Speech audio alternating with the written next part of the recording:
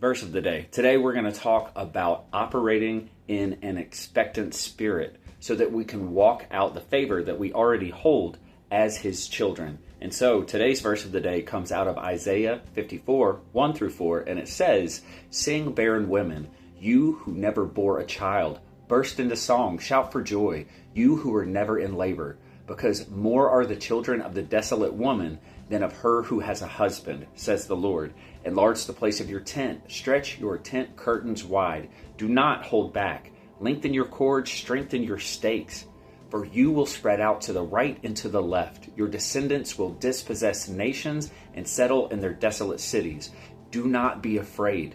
You will not be put to shame. Do not fear disgrace. You will not be humiliated. You will forget the shame of your youth and remember no more the reproach of your widowhood." And so what this tells me is that we are meant to move with expectancy in the midst of any and every circumstance and situation that presents opposition to the truth of his promise and against the truth of the identity that only Christ gives, knowing through relationship and through the word the right and the inheritance that we hold as his children.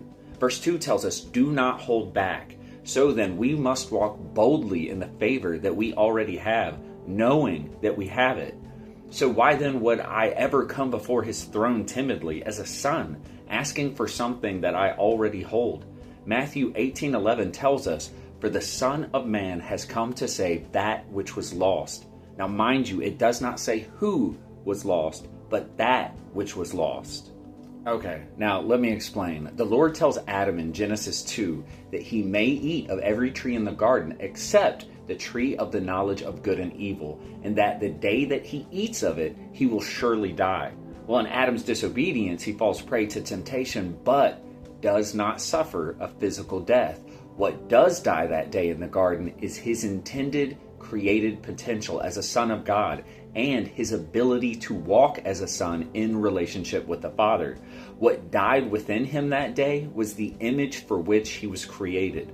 The word tells us clearly that we were created in the image of God and in his likeness, and it was that likeness in us that died.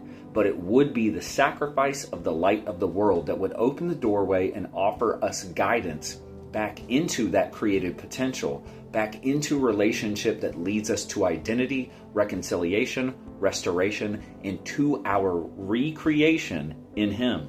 And what is necessary for you to be aware of is that the enemy's aim is that you never see clearly the thing that Christ paid for, to see clearly that the light of the world would step down from glory and into darkness, so that you would have the opportunity to you yourself be restored into what he himself calls also the light of the world, your created potential. And mind yourself the deception. The thing about being truly deceived is that you aren't even aware that you are.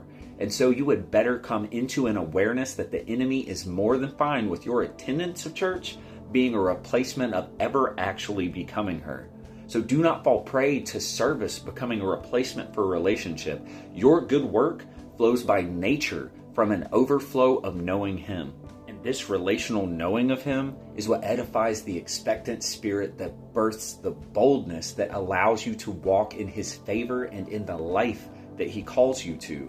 And if ever you have walked in darkness and stepped into the light, then clearly you know the difference and clearly you are accountable for it. And if you don't clearly know the difference, then let me tell you that your situation is not a definition of who you are.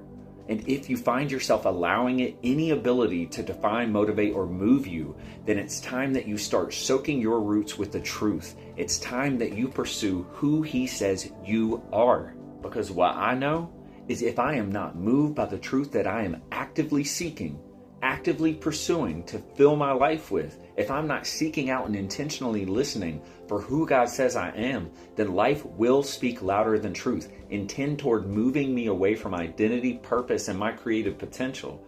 The entire goal of the enemy is that I lose sight of the light I was created to be, that I never actually shine.